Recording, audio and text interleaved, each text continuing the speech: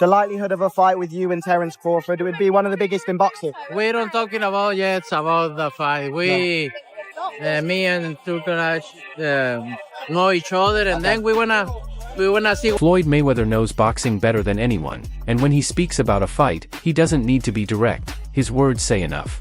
Regarding Canelo versus Crawford, Mayweather hasn't held back in suggesting how tough this would be for Crawford.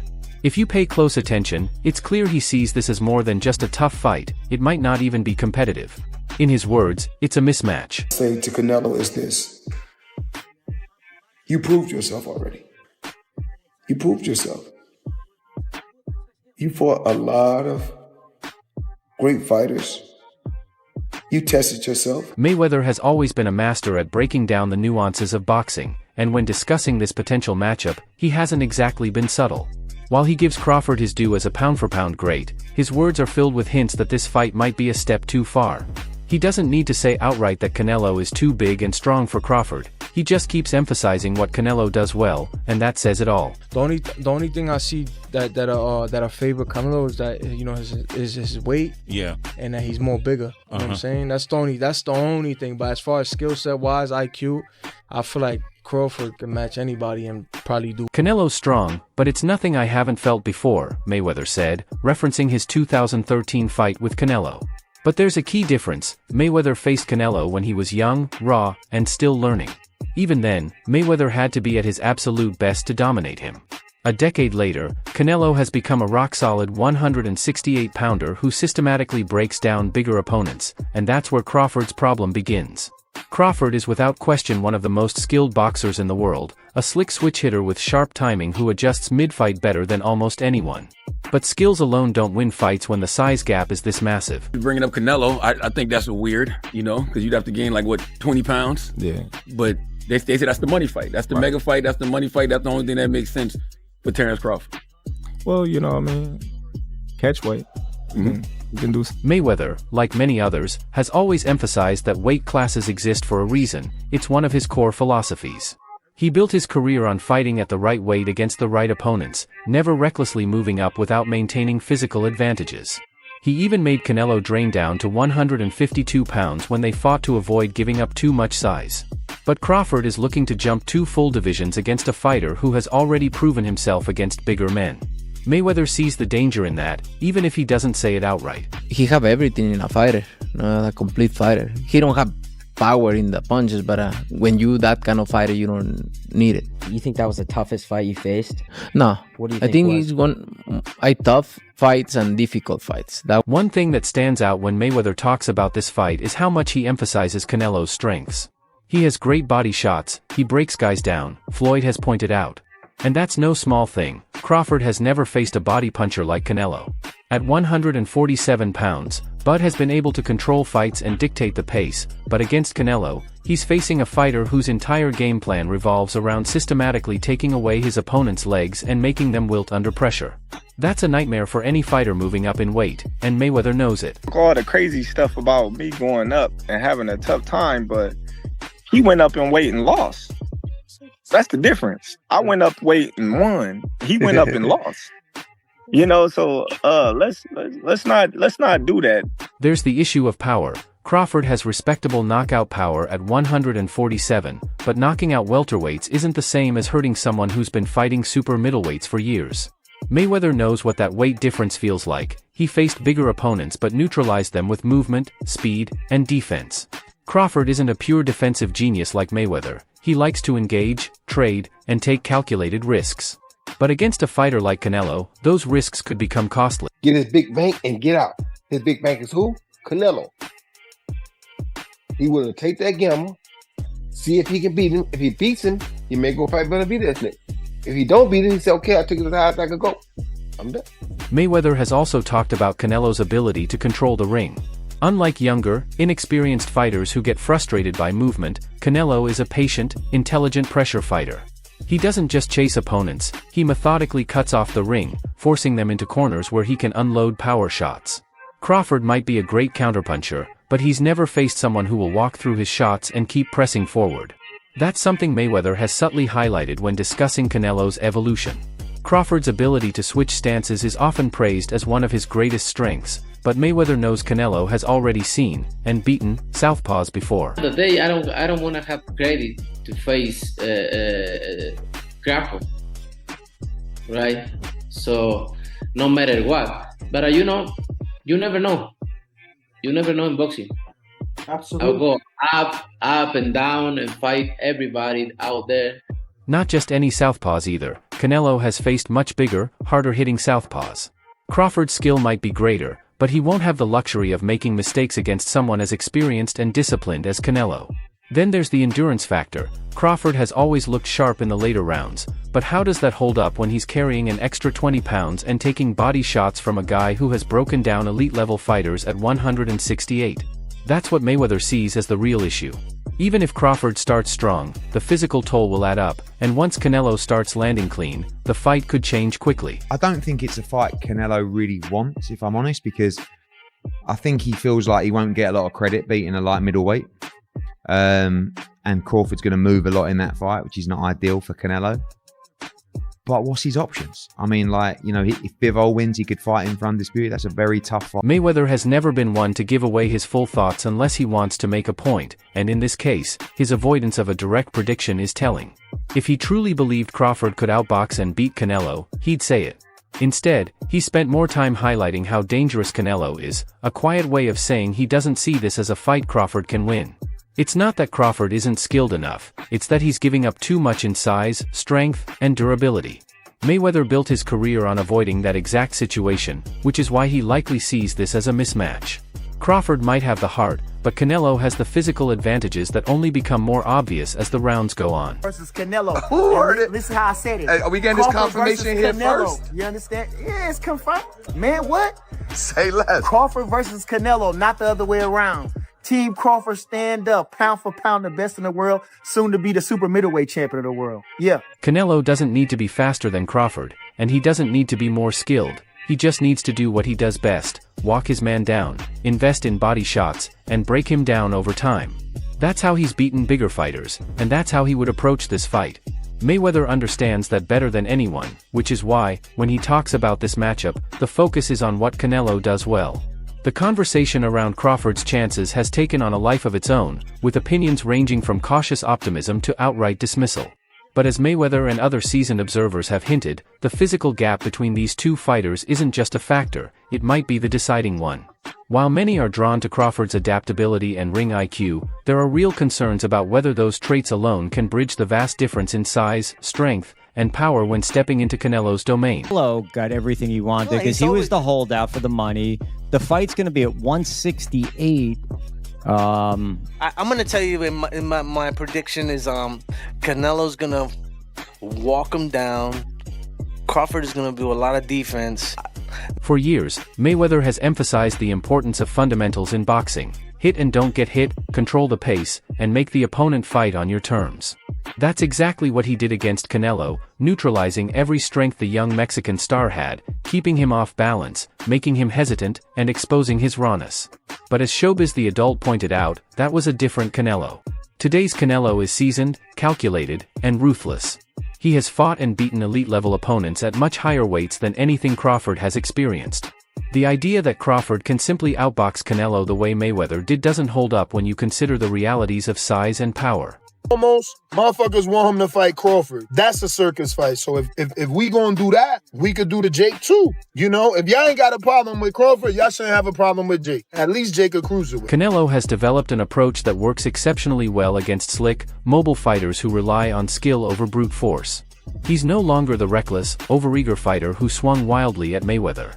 Now, he applies intelligent pressure, methodically cutting off the ring and targeting the body with surgical precision. Even against someone like Dimitri Bivol, who ultimately defeated him, Canelo was able to land clean shots and control certain stretches of the fight. Bivol had to fight a near-perfect bout, using every bit of his size and reach advantage to keep Canelo from finding his rhythm. But Crawford would be giving up all those physical edges before even stepping into the ring. Canelo's a hell of a fighter. There's a lot of great Mexican fighters. That's not for me to rate fighters. I just take my hat off to so many fighters that paved the way for me to... Mayweather understands what it takes to move up successfully. He did it the right way, gradually, calculating every move, and picking the right opponents at the right time. Crawford, on the other hand, would be making an enormous leap without any experience in the weight class, and that's where the real danger lies. Crawford is at his best when he dictates the pace, forcing opponents to react to his game plan. But against Canelo, he'd have to fight on Canelo's terms, and that's a problem. Showbiz the adult made another key point: Crawford's tendency to exchange. Unlike Mayweather, who avoided unnecessary risks, Crawford likes to mix it up. He gets into firefights and wants to prove he can hurt his opponent. That mentality is part of what makes him great, but it's also what could cost him dearly against Canelo. It was more difficult between Mayweather or Bivol, and why? I think both are similar. Just Bivol is big. Trading shots with a bigger, stronger man is a dangerous game, and in this case, it's one Crawford can't afford to play. Mayweather has also alluded to the concept of ring wear and tear. Despite his long career, Canelo has developed a style that minimizes damage. He doesn't waste energy, picks his shots carefully, and conserves stamina for the later rounds, where his pressure breaks opponents down. Crawford, for all his talent, is stepping into a fight where he won't just be tested skill for skill, he'll be forced to survive in deep waters, where Canelo thrives. Easy, man. Cakewalk. Easy. Y'all sitting up here, y'all praising this dude. This dude was nothing. I was almost 40 years old when I cooked this dude. Easy. A major talking point has been Crawford's defense. He's a slick fighter, no doubt. But when you look at the opponents he's faced at 147, there's a clear pattern. None were relentless, pressure-heavy fighters like Canelo. Sean Porter was aggressive, but his pressure was more erratic than systematic. Errol Spence, known for his technical pressure, was already compromised when he fought Crawford and lacked the head movement and ring-cutting ability that Canelo brings. Canelo is different. He doesn't chase, he stalks. He doesn't just throw punches, he places them. And against a naturally smaller man, that becomes an even greater advantage. And you can't really hate on it, but I'm excited for that. I know Canelo, he's so big, so strong, and I think he'll be just too big. I mean, weight classes matter for a reason. Mayweather's own history against bigger fighters speaks volumes. He faced men like Oscar de la Hoya, Miguel Cotto, and Canelo, but in each of those fights, he brought something unique, unmatched defensive wizardry and a style built to negate power. Crawford is an elite fighter, but he's not a defensive mastermind like Floyd. He gets hit more often than Mayweather ever did, and against Canelo, that could be the defining factor. Then there's the question of endurance. Moving up in weight is one thing, but carrying your stamina into the later rounds against a bigger opponent is another. Crawford has never had to carry extra weight while fending off the kind of body attack Canelo brings. And if there's one thing Mayweather has pointed out in the past, it's that fatigue makes cowards of even the best fighters. If Crawford slows down, even for a moment, Canelo will capitalize. Great fight, and he wins. If Crawford can get him down to 160, I make it a big fight. If Crawford can get him down to 154 or 157, Crawford is, in my view, a big favorite in the fight. 168, I still have to favor Canelo. It's not just about what happens in the fight, it's about how the fight plays out over time. Crawford might start strong, he might even win the early rounds with his speed and timing. But over 12 rounds, can he keep a 168 pounds pressure fighter off him? Can he maintain the same sharpness in round 10 that he had in round 2? That's what Mayweather and others who know boxing at the highest level are questioning. At this point, it's not even about whether Crawford could win, it's about how much of a toll this fight would take on him. Even if he survives, even if he hears the final bell, what kind of damage will he sustain? Will he still be the same fighter afterward? Canelo versus Crawford, the biggest fight in the game. Yes. Yeah, I mean, like when you're looking at Ryan Garcia and Tank Davis, this is the next thing beyond. Mayweather has made a career out of weighing risk versus reward. He's never been one to take unnecessary chances.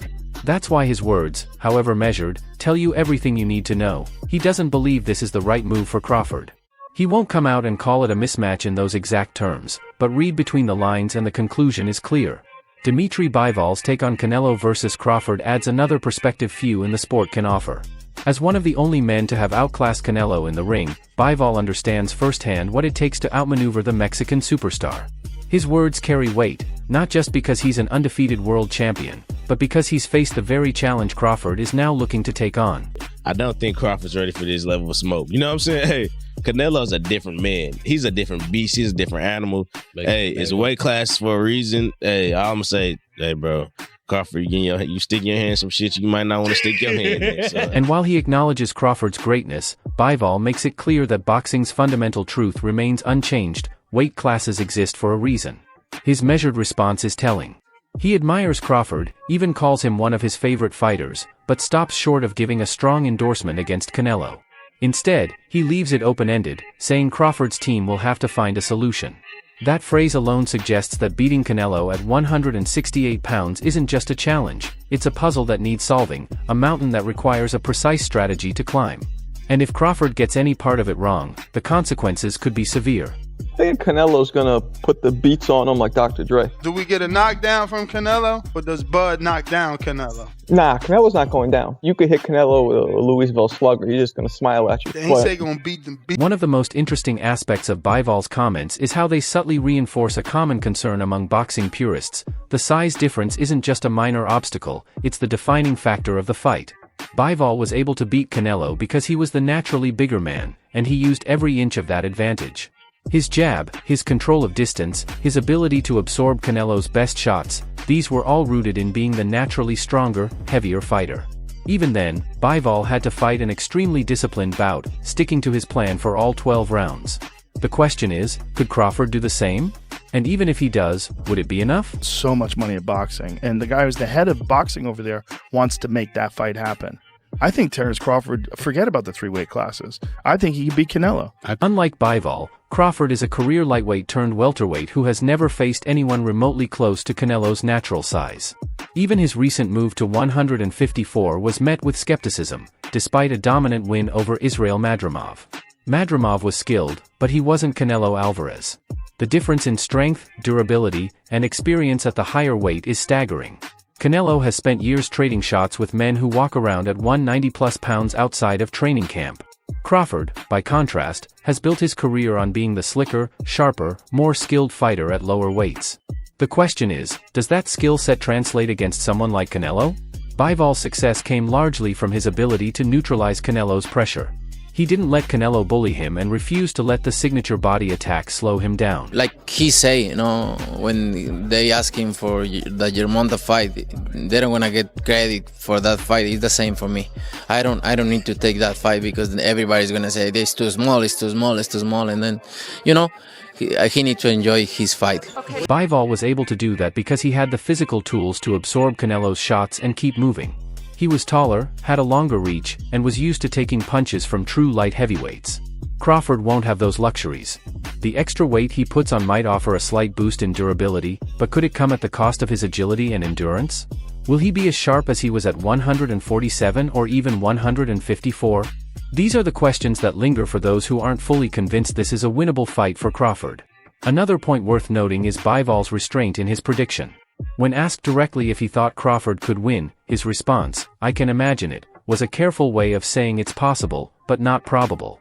If he were truly confident in Crawford pulling off the upset, he likely would have said so outright. Instead, he leaves room for doubt. A lot of people don't give him the credit for. I think that fight, if it does happen, as long as Crawford stays away and just boxes and be smart, he can win that fight. I think Crawford's a better fighter than Charlo. And he's a smart fighter as well. He switches and everything, so that would be a very good fight. And in boxing, when someone of Bivol's stature isn't ready to fully endorse a fighter's chances, it speaks volumes. The reality is, Bivol's victory over Canelo wasn't just about skill, it was about game planning and physical attributes. He fought in a way that completely neutralized Canelo's offense, using his reach, size, and discipline to shut down Alvarez's ability to land anything meaningful. Crawford, for all his brilliance, is not a natural defensive specialist like Bivol. He likes to engage, thrives on adjustments and counters, and looks to set traps to force mistakes. But against a fighter like Canelo, will those adjustments even have time to develop before the physicality of the fight catches up to him? Versus Canelo, based on last fight, is a 50-50. So Canelo fights an undisputed champ, up-and-coming former champion, and an up-and-coming undefeated contender. And somehow those 3 last opponents are somehow compared to Bud's Madrimov fight, making it a 50-50 fight? Wow. One overlooked aspect of this fight is stamina. Canelo's conditioning at 168 is a known quantity. He's gone 12 rounds multiple times at the weight, pacing himself to apply pressure without burning out. Crawford, on the other hand, has never had to fight at such a high weight for 12 rounds against an elite opponent. Carrying extra weight while maintaining movement and sharpness is a challenge that can't be ignored. Bivall's endurance and work rate were crucial in his win over Canelo, and it's unclear whether Crawford, who's never fought at this level of physicality, can replicate that.